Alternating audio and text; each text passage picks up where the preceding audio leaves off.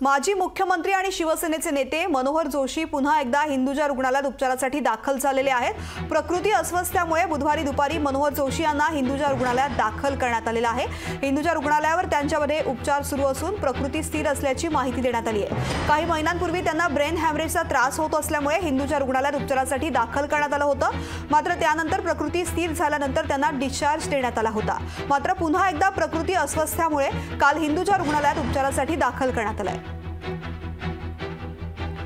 प्रकृती स्थिर असल्याची डॉक्टरांकडून आत्ता माहिती आलेली आहे। मात्र त्यांच्यावरती उपचारासाठी त्यांना रुग्णालयात दाखल करण्यात आलं होतं। मनोहर जोशी पुन्हा हिंदुजा रुग्णालयात उपचारासाठी दाखल झालेले आहेत। प्रकृती बिघडल्यामुळे त्यांना रुग्णालयात दाखल करण्यात आलं। हिंदुजा रुग्णालयात त्यांच्यावरती उपचार करण्यात आले। त्यांची प्रकृती स्थिर असल्याचे डॉक्टरांनी सांगितलेलं आहे।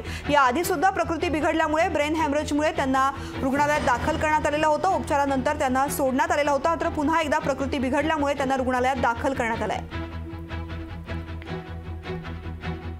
आमचे प्रतिनिधी स्वप्नील जाधव सध्या आपल्या सोबत आहेत। स्वप्नील, माजी मुख्यमंत्री आणि शिवसेनेचे नेते मनोहर जोशी पुन्हा एकदा रुग्णालयात उपचारासाठी दाखल करण्यात आलेले आहे। त्यांना कशी आहे त्यांची प्रकृती?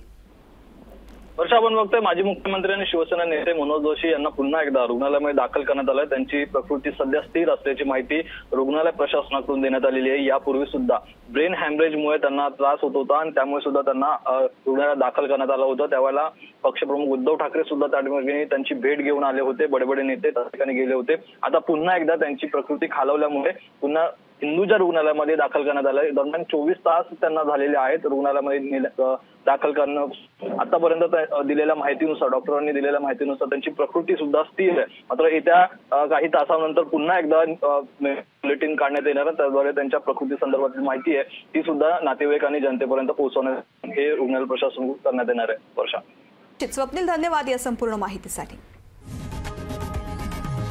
लोकशाही मराठी ऐका, पहा, जागरूक रहा।